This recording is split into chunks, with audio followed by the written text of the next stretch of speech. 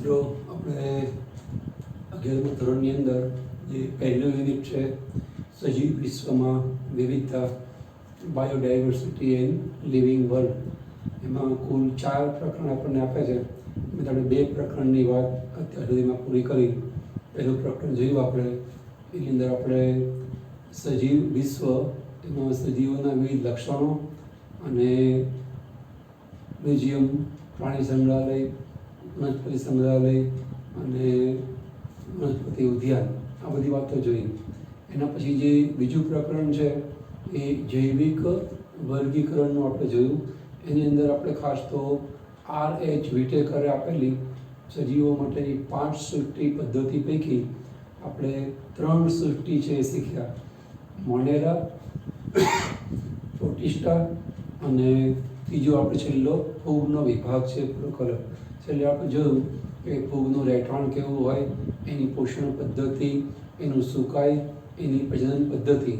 એની અંદર મિત્રો આપણે એક મુદ્દો આપણે ધ્યાને લીધો નથી, એ આપણે અત્યારે એનું આ રિવિઝન કરી લઈએ છીએ, તો એને આપણે યાદ કરીએ છીએ, એમાં આપણે એને ભણી લઈએ છીએ કે જ્યારે 2 એકકીય તાતણાઓ, ફૂગના કવક તંતુઓ, એ જ્યારે એકકીય જન્યુઓ ઉત્પન્ન કરે, તો એ જન્યુઓ છે એ ભેગા મળે એટલે બંને પહેલાં કોષ રસ એકબીજામાં વિલીન થાય, જીવ રસ સંયુગ્મન કહેવાય.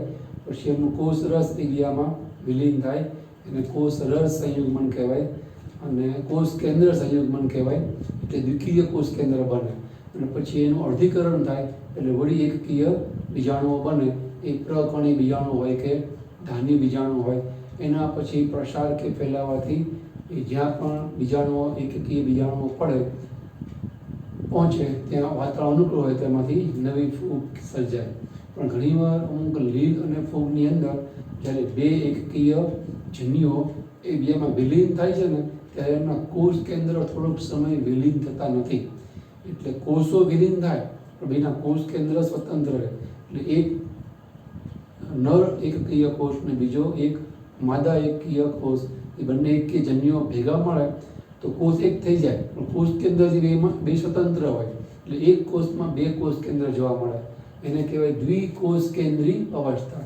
થોડોક સમય એ પોઝ અથવા તો આરામના સમય જેવું કહેવાય, એ અટકે અને પછીથી બંને કોષ કેન્દ્ર છે એ ભેગા મળે. એમને જ્યારે અનુકૂળ વાતાવરણ મળે ત્યારે એ 2 કોષ કેન્દ્ર ભેગા મળે. તો એ ભેગા ન મળે ત્યાં સુધી એક કોષમાં આપણને એ નર માદા જન્યુઓના નર માદા કોષ કેન્દ્રો એક જ કોષમાં જોવા મળે. તો એને એક જ કોષમાં 2 કોષ કેન્દ્ર હોવા તેને કહેવાય દ્વિકોષ કેન્દ્રીય અવસ્થા. આ થોડું આપણે એમાં સમજાવવાનું રહી ગયું હતું. તો ફૂગની આ આપણે જનરલ કેરેક્ટરિસ્ટિક એટલે કે સામાન્ય લક્ષણ જોયા પછી એના આપણે વિવિધ 4 જે વિભાગો પડે, ફાઇકોમાઇસિટીઝ, આસ્કોમાઇસિટીઝ, બેસિડિયોમાઇસિટીઝ અને ડ્યુટેરોમાઇસિટીઝ, એના આપણે વિવિધ લક્ષણો જોયા કે એની અંદર કેવી રીતે સુકાઈ જોવા મળે, એનું રહેઠાણ ક્યાં છે, એમના કયા કયા ઉદાહરણો હોય, એમની પોષણ પદ્ધતિ અને લિંગી અલિંગી પ્રજનન કેવી રીતે થાય. એના પછી છેલ્લે આપણે થોડું વાયરસ, વિરોઇડ્સ, પ્રિયોન્સ અને લાઇકેન, થોડી આની વાતો કરી. કારણ કે વિટેકરની જે આ પદ્ધતિ છે વર્ગીકરણની, એની અંદર આપણને ક્યાંય વાયરસ, વિરોઇડ્સ, પ્રિયોન્સ અને લાઇકેન્સ છે એ જોવા મળતા નથી. આઈ કલરની પદ્ધતિમાં જોવા મળે, જેનો ઉલ્લેખ આપણે આ ચેપ્ટરમાં ક્યાંક કરીશું, પણ ટૂંકમાં એની પણ થોડી આપણે વાત કરી અને બીજું પ્રકરણ આપણે ગયા વખતે પૂરું કર્યું હતું. આશા રાખું છું કે તમે બધાને સરસ તૈયાર થઈ ગયો હશે. એની નોંધ પણ તમે સરસ તમારી ભાષામાં તમારી રીતે તૈયાર કરી હશે. જ્યારે પણ શાળા ખુલે એટલે તમે તમારા જે કંઈ શિક્ષકો હોય એને બતાવશો, તમને એમાં કંઈક ઇમ્પ્રુવમેન્ટ હોય તો આપશે. હવે આપણે આજે પહેલું યુનિટ છે આપણું સજીવ વિશ્વમાં વિવિધતા, એ પૈકી ત્રીજું પ્રકરણ શરૂ કરીએ છીએ. એ ત્રીજું પ્રકરણ ચોથું પ્રકરણ શિક્ષક કન્ટિન્યુએશનમાં જ છે. જે વિટેકરની પદ્ધતિ છે વર્ગીકરણની, એની અંદર હવે ચોથી સૃષ્ટિ છે વનસ્પતિ સૃષ્ટિ, એ આ ત્રીજા પાઠમાં આપણે જોઈએ છીએ. એના પછીની 5મી છેલ્લી જે સૃષ્ટિ છે પ્રાણી સૃષ્ટિનો ચોથો પાઠ છે. એટલે આમ વિષય વસ્તુ સળંગ જ છે, તો પાઠની લંબાઈ ના વધે એટલે આપણને વિભાગવાર માહિતી ચેપ્ટરના રૂપમાં આપી છે. આપણે હવે ચોથી જે સૃષ્ટિ છે વનસ્પતિ સૃષ્ટિ, જે આ પાઠનું ત્રીજા પાઠનું મથાળું ટાઇટલ જ છે, એની વાત કરીએ છીએ. વનસ્પતિ સૃષ્ટિના વૈજ્ઞાનિકોએ સમયે સમયે ઘણા બધા વિવિધ પ્રકારના ભાગ પાડ્યા છે, એટલે કે એમને વર્ગીકૃત કરી છે. એમની રીતે એમાં આપણને કેટલીક જે પદ્ધતિઓ છે વર્ગીકરણની એ અહીંયા આપી છે. 6 જેટલી પદ્ધતિઓ આપણને અહીંયા વર્ગીકરણની આપેલી છે. તેમાં પહેલું છે કૃત્રિમ વર્ગીકરણ પદ્ધતિ. લિનિયસના સમય દ્વારા લિનિયસે આપેલી એ પદ્ધતિ છે. એ પદ્ધતિ આજે એટલી બધી સ્વીકાર્ય નથી. કૃત્રિમ વર્ગીકરણ પદ્ધતિની અંદર મોટાભાગે ઉપલબ્ધ લક્ષણોનો ઉપયોગ થાય, ઉપર ચડતા લક્ષણોનો, એટલે કે એની અંદર બહુ ઊંચી આપણે ઊંડાણમાં જઈ અને લાક્ષણિકતાઓના આધારે અલગ પાડવાની કામગીરી કરીએ છીએ. મોટાભાગે ઉપલબ્ધ લક્ષણો જેમ એરિસ્ટોટલે જળચર, ખેચર, ભૂચર એમ પ્રાણીઓના ભાગ પાડેલા, છોડ, ક્ષુપ અને વૃક્ષ એમ વનસ્પતિઓના ભાગ પાડેલા, એમ જ અહીંયા લિનિયસ દ્વારા બહુ ઉપર છેલ્લી રીતે એના જે કંઈ બહારથી દેખાતા લક્ષણો હોય, બાહ્યકર વિદ્યાની દ્રષ્ટિએ જ દેખાતા લક્ષણો હોય, એને આધારે વનસ્પતિઓને વહેંચી હોય છે. પણ એ વહેંચણીના કારણે આપણે જે વર્ગીકરણ છે એ સાચા અર્થમાં કરતા કહેવાય નહીં. ઘણી બધી અસમાન વનસ્પતિઓ એક જ જૂથમાં, એક વર્ગમાં ભેગી થઈ જાય અને કેટલીક સમાન વનસ્પતિઓ અલગ જૂથમાં પણ જતી રહે, એવું પણ થાય.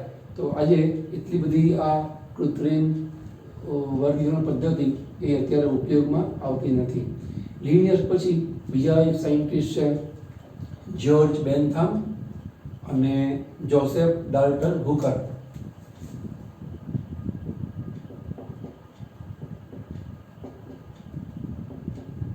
જ્યોર્જ બેન્થામ અને બીજો સાયન્ટિસ્ટ છે જોસેફ ડાલ્ટન હુકર. એટલે આપણે ટૂંકમાં B/H લખીએ છીએ. બિહાઇન્ડનું B જ નથી. જનરલી એડ્રેસમાં B/H નો મતલબ બિહાઇન્ડ હોસ્પિટલ, બિહાઇન્ડ ટેમ્પલ એવું લખીએ આપણે.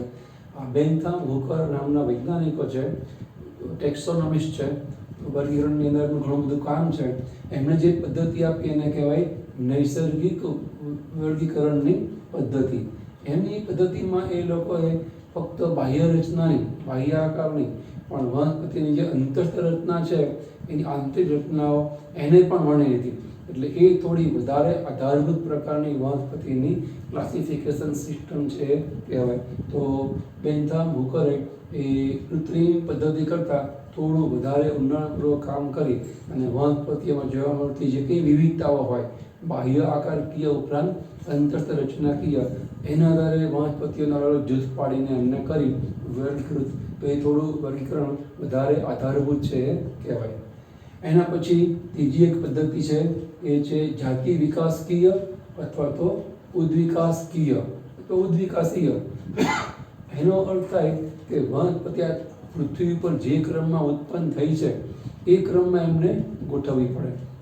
અને આજે મોટાભાગે એ પદ્ધતિ આપણે સ્વીકારીએ છીએ, કારણ કે ઉદ્વિકાસના ક્રમમાં ગોઠવાયેલી વનસ્પતિ છે એ વધારે આધારભૂત રીતે વનસ્પતિઓની ગોઠવણી દર્શાવે છે.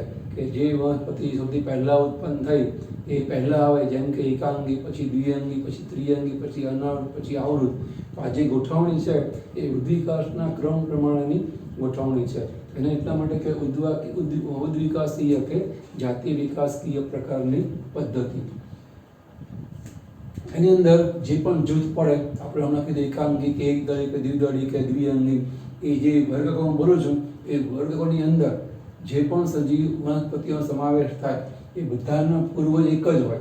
આ ઉદ્વિકાસકીય જે પદ્ધતિ છે વર્ગીકરણની, એનો મોટામાં મોટો હેતુ જ આ છે કે એની અંદર એક જ જૂથમાં, એક જ વર્ગકમાં આવતા બધા સજીવો છે એના પૂર્વજ સમાન હોય. સમાન પૂર્વજ ધરાવતા સજીવોના સમૂહથી એક વર્ગક છે એ બને. ટૂંકમાં આ પૂર્વજોમાંથી આ વનસ્પતિ ઉત્પન્ન થઈ, એમાંથી આ ઉત્પન્ન થઈને આ પૂર્વજો છે, એમાંથી આ ઉત્પન્ન થઈને આ પૂર્વજો છે. એમ એવી રીતે જે ક્રમમાં વનસ્પતિ પૃથ્વી ઉપર અસ્તિત્વમાં આવે છે એ ક્રમમાં ગોઠવીએ એને કહેવાય ઉદ્વિકાસકીય પદ્ધતિ અથવા જાતિ વિકાસકીય પદ્ધતિ. એ પદ્ધતિ છે એ આજે વધારે આધારભૂત માનવામાં આવે છે. એ સિવાય સંખ્યાકીય વર્ગીકરણ પદ્ધતિ. એમાં કોમ્પ્યુટર દ્વારા જે કંઈ બધા લક્ષણો છે, વનસ્પતિની લાક્ષણિકતાઓ છે, એને આપણે સંખ્યા, રકમ, આંકડાઓ જે પણ હોય એ કમ્પ્યુટરમાં આપણે ડેટા બેઝ તરીકે તૈયાર કરીએ છીએ. એના ઉપર આપણે એનાલિસિસ કરી શકીએ છીએ, એના ઉપર આપણે પૃથ્થકરણ ઘણું બધું કરી શકીએ, મેન્યુઅલી આપણી રીતે આપણે મેન્યુઅલી મતલબ આપણે માણસ આપણે જ્યારે અભ્યાસ કરીએ ત્યારે અમુક આપણી લિમિટ હોય, મર્યાદા હોય, એ મર્યાદાની બહાર આપણે એક સાથે એટલી બધી વનસ્પતિનો અભ્યાસ કરી શકીએ નહીં. જેથી કમ્પ્યુટરમાં આપણે એક સાથે ઘણી વનસ્પતિઓના લક્ષણોનું કમ્પેરિઝન કરી શકીએ, એમની વચ્ચે ભેદ પાડી શકીએ. તો કમ્પ્યુટરનો ઉપયોગ કરી અને વનસ્પતિમાં જોવા મળતી લાક્ષણિકતાઓની સમાનતા અને ભિન્નતાઓનો અભ્યાસ કરવો અને ગોઠવણી કરવી, એને કહેવાય સંખ્યાકીય વર્ગીકરણ પદ્ધતિ. એના પછી એક છે કોષ વર્ગીકરણ પદ્ધતિ. એની અંદર ખાસ તો જે કોષની રચના છે, એના કોષ કેન્દ્રમાં જોવા મળતા રંગસૂત્રો છે, એ રંગસૂત્રોની સંખ્યા, રંગસૂત્રોની રચના, મેટાસેન્ટ્રિક, સબ મેટાસેન્ટ્રિક, જે આપણે નવમા દસમામાં શીખ્યા હોય રંગસૂત્રના પ્રકાર, પછી રંગસૂત્રોની વર્તણૂક, આ બધાના આધારે સજીવોને, વનસ્પતિઓને આના માટે જૂથોમાં વહેંચવામાં આવે. એને કહેવાય કોષ વર્ગીકરણ પદ્ધતિ. એના પછી એક આપણને છેલ્લો પ્રકાર આપે છે એ પદ્ધતિઓમાં, એ છે રાસાયણિક અથવા રસાયણ વર્ગીકરણ પદ્ધતિ. એની અંદર એમની વનસ્પતિઓ જોવા મળતા વિવિધ પ્રકારના રસાયણો જે ધાર્મિક ક્રિયાઓમાં અથવા ચયાપચય ક્રિયાઓમાં ઉત્પન્ન થતા હોય કે વપરાતા હોય, એ રસાયણોના આધારે વનસ્પતિઓને વહેંચવામાં આવે. તો એને કહેવાય રાસાયણિક વર્ગીકરણ પદ્ધતિ. તો આવી રીતે વિવિધ પ્રકારની પદ્ધતિઓ છે, ઘણી બધી પ્રકારની પદ્ધતિઓ આપણને જોવા મળે. એ પૈકી આપણે ફક્ત 6 પદ્ધતિઓ છે એનો ઉપર છેલ્લો 1-2 વાક્યમાં પરિચય કર્યો. એમ દરેક વૈજ્ઞાનિકો એમની રીતે એમને જે યોગ્ય લાગે એ આધાર લઈ અને એ આધારે વનસ્પતિઓને વહેંચવાનો પ્રયત્ન કર્યો છે. બાકી જે વનસ્પતિ સૃષ્ટિ છે એ સૃષ્ટિને એ લોકોએ અલગ અલગ ભાગો પાડીને વહેંચી છે, નાના નાના જૂથો પાડીને એમાં. આ પાઠમાં આપણે મોટાભાગે આઈ કલરની પદ્ધતિનો ઉપયોગ કરશું, એવું તમને આના પછીના લેક્ચરમાં બતાવું છું. આઈ કલરની જે પદ્ધતિ છે એમાં વનસ્પતિઓને કયા કયા પ્રકારમાં આપણે વહેંચીએ છીએ. તો અહીંયા ખાસ તો આપણે વનસ્પતિની અંદર આપણે આ લીલની વાત કરવાની છે.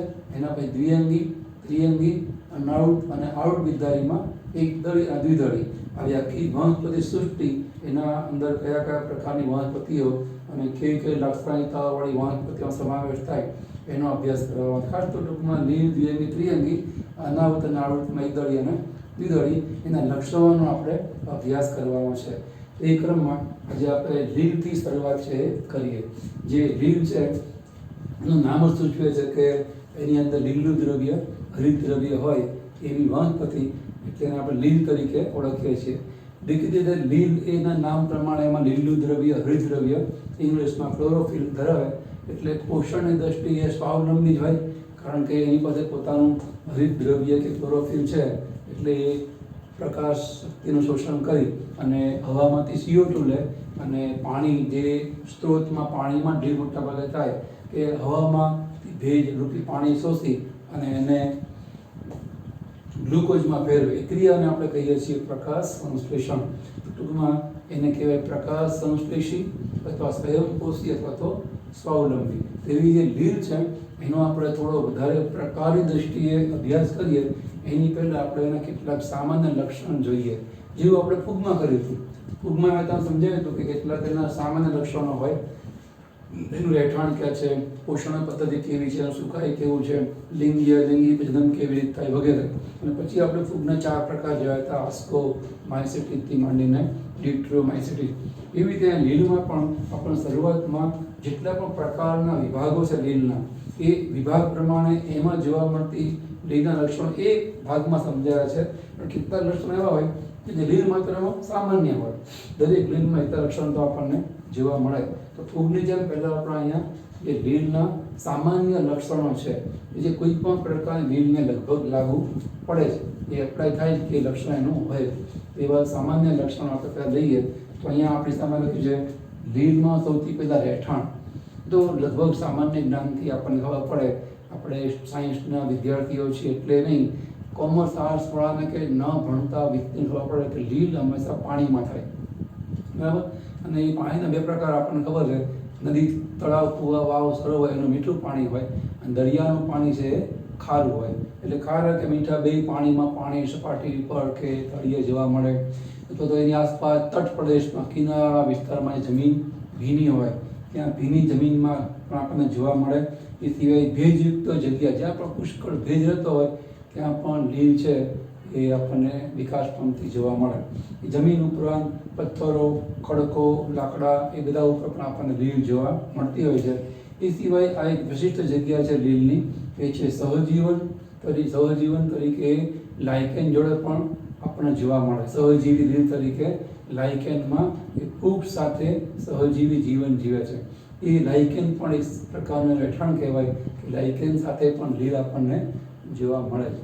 એ સિવાય જે પહાડોમાં જોવા મળતા રીંછ છે, ભેજવાળા વાતાવરણની વાત કરીએ, એના રીંછના શરીર ઉપર પણ કોઈક વાર આપણને લીલ બાજરી જોવા મળતી હોય છે.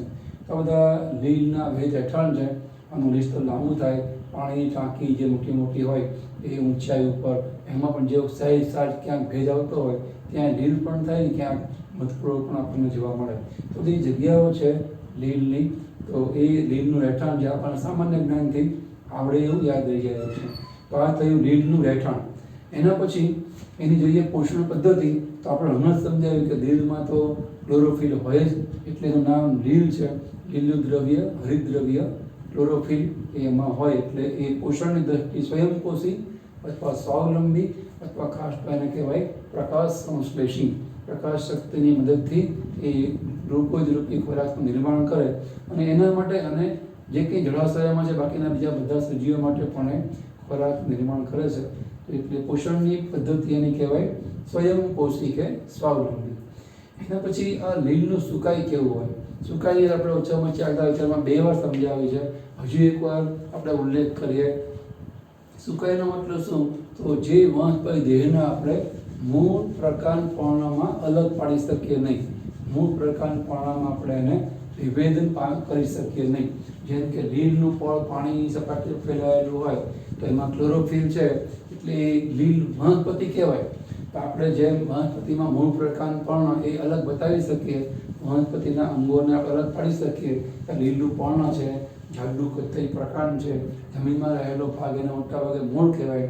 એવું આપણે લીલમાં એના અંગોની અંદર મૂળ પ્રકાંડ પર્ણ એવું આપણે ભિન્નન કરી શકીએ નહીં. એના દેહને આપણે અલગ કરી શકીએ. બસ એનું તંતુમય કે તકતીમય પડ છે. સપાટી ઉપર લીલ ફેલાયેલી હોય તો તકતીમય પડ કહેવાય. તાંતણાઓ હોય તો તંતુમય એનું સુકાઈ કહેવાય.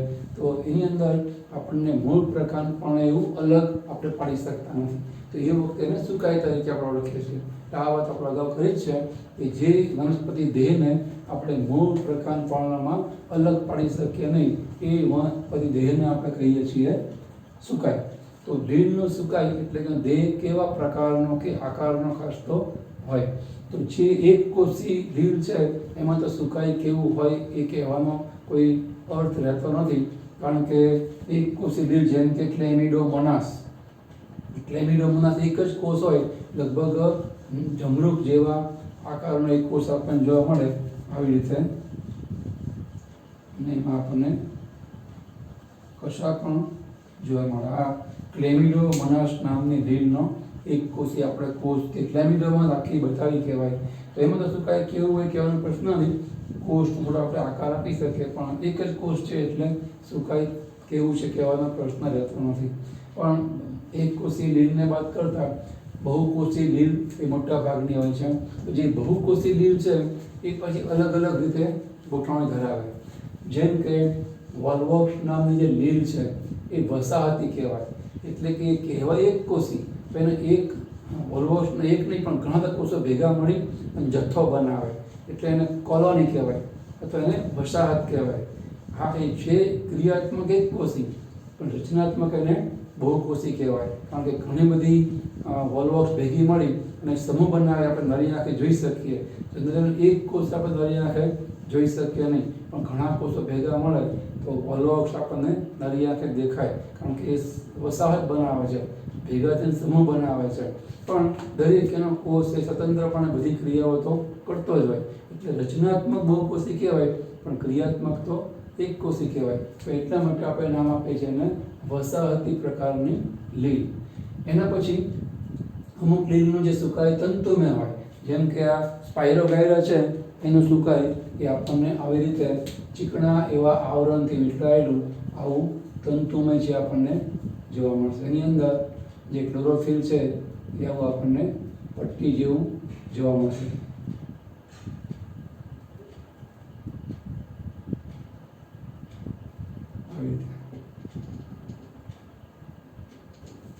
સ્પાઇરોગાયરા તમને લેબોરેટરીમાં જ્યારે પણ તમારી શાળાએ તમે ખુદ થઈને જશો ત્યારે પ્રયોગશાળામાં તમને લીલની અમુક ટાઈપ બતાવશે.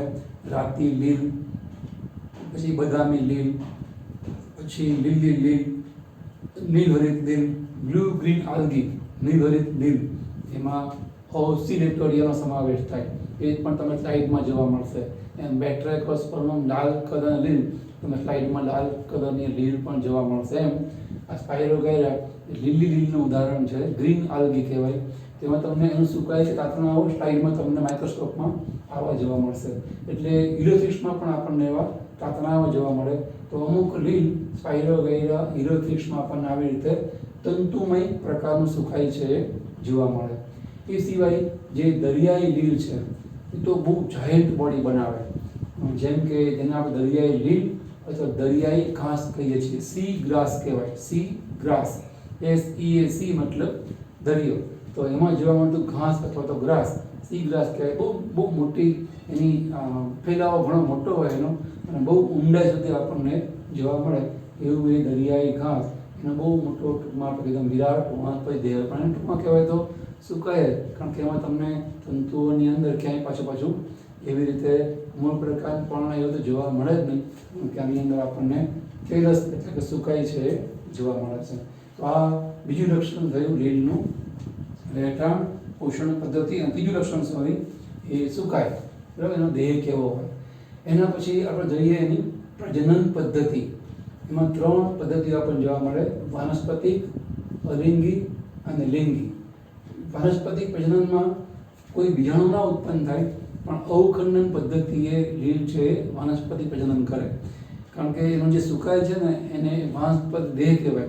તો લીલના સુકાય જેટલા પણ ટુકડાઓ થાય, માનો કે પાણીનો પ્રવાહ જોશથી વહેવા માંડે, વધારે વેગથી વહેવા માંડે, તો લીલના તાતણાઓ તૂટી જાય અને પાણીના પ્રવાહ જોડે તણાઈને દૂર જતા રહે. એ દૂર જઈને જ્યાં પણ જાય, જ્યાં પણ એ સ્થિર થાય, ત્યાં ફરી પાછી એવી જ લીલ છે પછી બીજી ઉત્પન્ન કરે.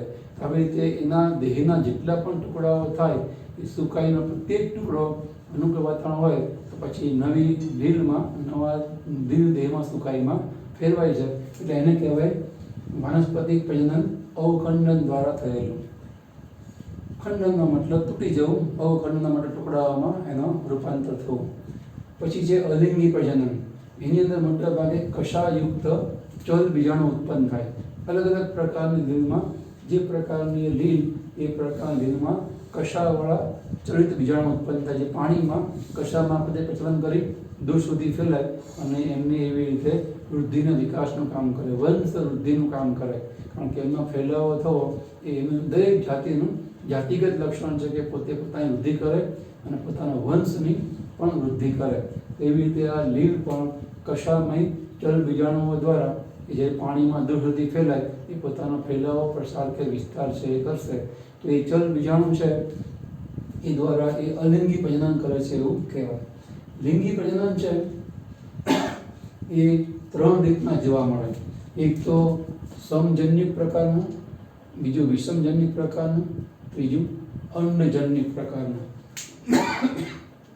સોરી, પહેલા આપણે જોઈએ સમજન્યુક. આમ તો તમને એના શબ્દોથી અર્થ આવડે, આપણે અગાઉ જે ફૂગમાં સમજાયું ને એવું જ અહીંયા આ શબ્દોનો અર્થ છે.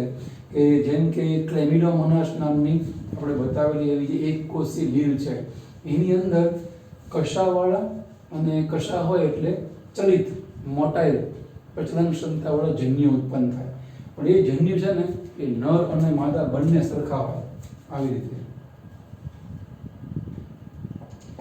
આમાં એક છે એ નર જન્યુ છે અને એક છે માદા જન્યુ છે. તો તમને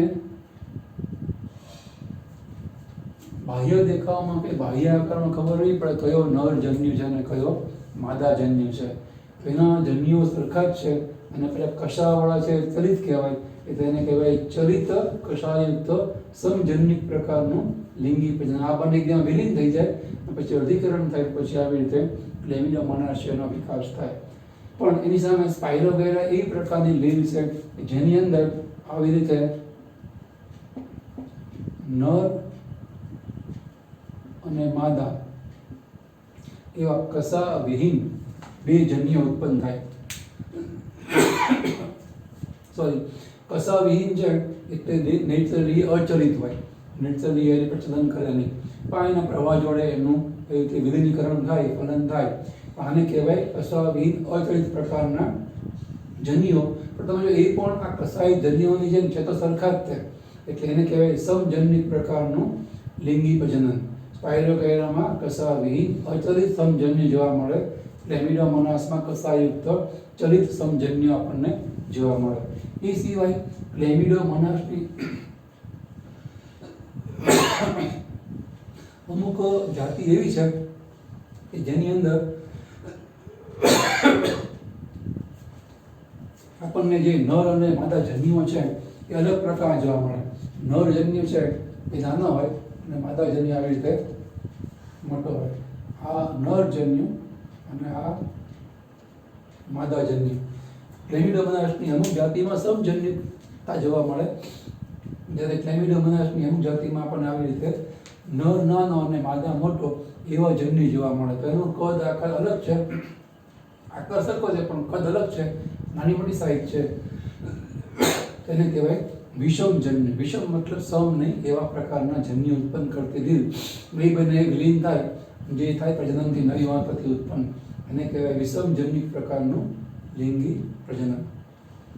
એ સિવાય જે અમુક વનસ્પતિઓ કે ખાસ તો લીલ છે, જેમ કે વોલવોક્સ અને ફિકસ, એની અંદર નર ચલિત હોય, આવી રીતે નાનો અને ચલિત હોય, અને માદા છે એ મોટો અને અચલિત હોય.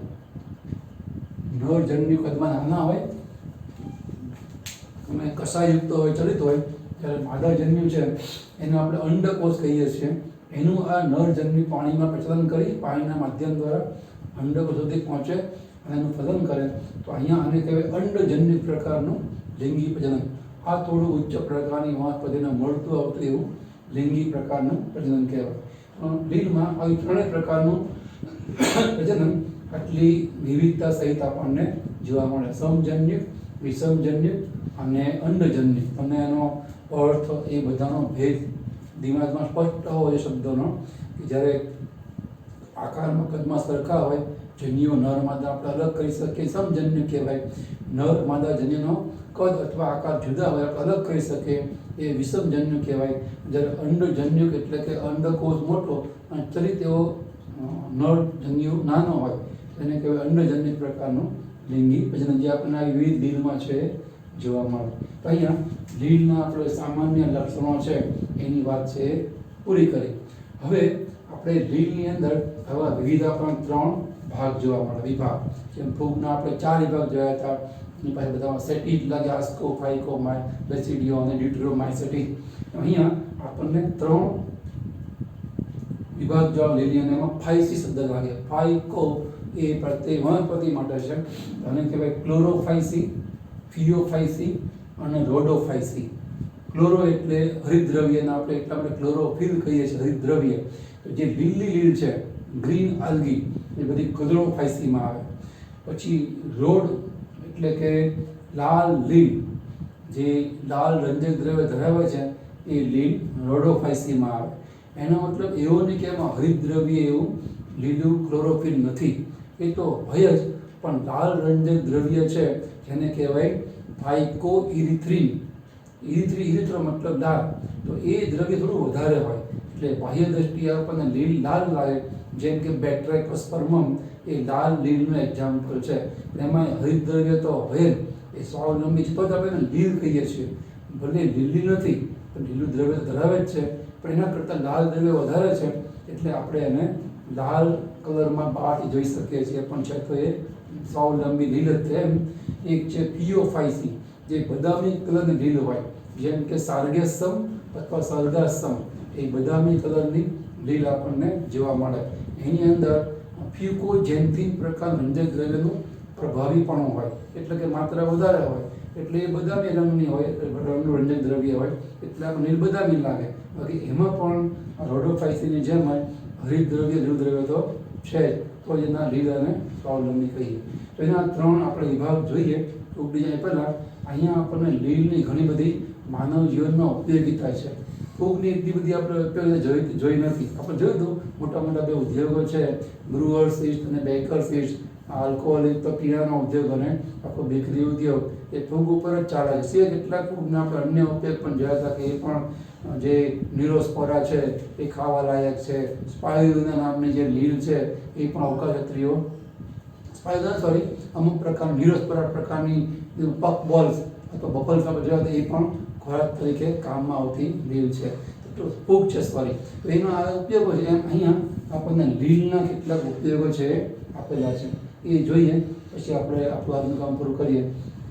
તમને કહ્યું 2-3 માર્કમાં 100 નોટમાં પૂછાય લીલની ઉપયોગિતા કે લીલનું મહત્વ કે લીલનું જૈવિક મહત્વ, તો તમારે આ બધા મુદ્દાઓ એ લખવાના રહે. સૌથી પહેલું તો લીલ એ વનસ્પતિ છે, ક્લોરોફિલ ધરાવે છે, એટલે જનરલી બીજી બધી વનસ્પતિઓની જેમ જ એ કરે છે પ્રકાશ સંશ્લેષણ. એની અંદર એને CO2 લેવો પડે અને O2 છે મુક્ત કરવો પડે. શ્વસન કરતા ક્રિયા ઉલટી છે. શ્વસનની ક્રિયા છે એને કહેવાય ઓક્સિડેશનની ક્રિયા, જ્યારે આ જે ક્રિયા છે પ્રકાશ સંશ્લેષણની ક્રિયા એ રિડક્શનની ક્રિયા કહેવાય. શ્વસનમાં O2 લેવાય અને CO2 મુક્ત થાય, જ્યારે આ પ્રકાશ સંશ્લેષણની અંદર CO2 ઉપયોગ થાય અને O2 મુક્ત થાય. એનો મતલબ થયો જે વિસ્તારમાં લીલ છે એ વિસ્તારનું કાર્બન ડાયોક્સાઇડ હવામાંથી શોષાઈ જાય. કાર્બન ડાયોક્સાઇડ એક પ્રકારનો પ્રદૂષક વાયુ કહેવાય. સીધી રીતે નુકસાન કરતો પણ આડકતરી રીતે CO2 વાયુ નુકસાન કરે, જેના કારણે ગ્રીન હાઉસ ઇફેક્ટ ઉત્પન્ન થાય. તમે 12મા ધોરણમાં શીખશો, થોડું કદાચ તમે અગાઉ શીખ્યા હતા, પણ ઇન શોર્ટ CO2 વાયુ આપણને નુકસાન કરતા તો છે જ તે. તો એ CO2 વાયુ છે એને દૂર કરે, આ જે ક્રિયા થાય પ્રકાશ સંશ્લેષણની ક્રિયામાં એ શોષી લે અને સામે વળતો પાછો O2 છે ઉમેરે. જે વાતાવરણમાં ઓક્સિજન વધારે હોય એ વાતાવરણ ચોખ્ખું કહેવાય. એ વાતાવરણમાં ઓક્સિજન વધારે છે એ આપણા માટે દરેક સજીવો માટે સારું, કારણ કે શ્વાસમાં આપણે O2ની જરૂર છે હોય છે.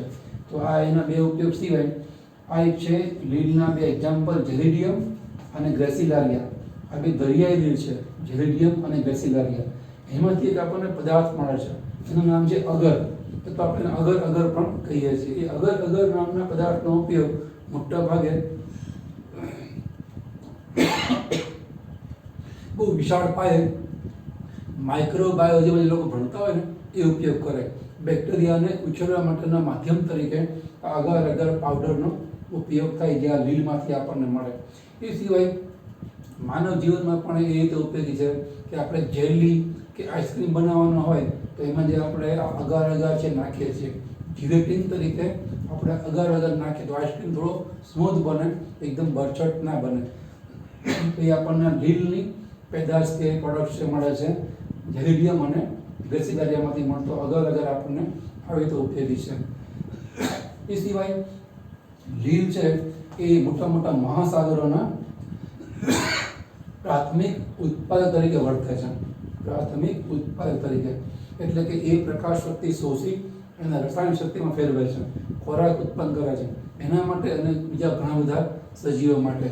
એ જે પોષણ ચક્રો છે, કાર્બન ચક્ર, નાઇટ્રોજન ચક્ર, જળ ચક્ર, સલ્ફર ચક્રોમાં જે ઉત્પાદકોની ભૂમિકા છે એમાં લીલ છે એને આપણે પ્રાથમિક ઉત્પાદક તરીકે ઓળખીએ છીએ. કારણ કે પ્રકાશ શક્તિનો સીધો લીલી વનસ્પતિ છે કોઈ ઉપયોગ કરી શકતા નથી. લીલી વનસ્પતિ પ્રકાશ શક્તિને ખોરાકમાં ફેરવે, રસાયણ શક્તિમાં, પછી એનો ઉપયોગ એ અને અન્ય આખી પ્રાણી શક્તિ છે એ કરે છે.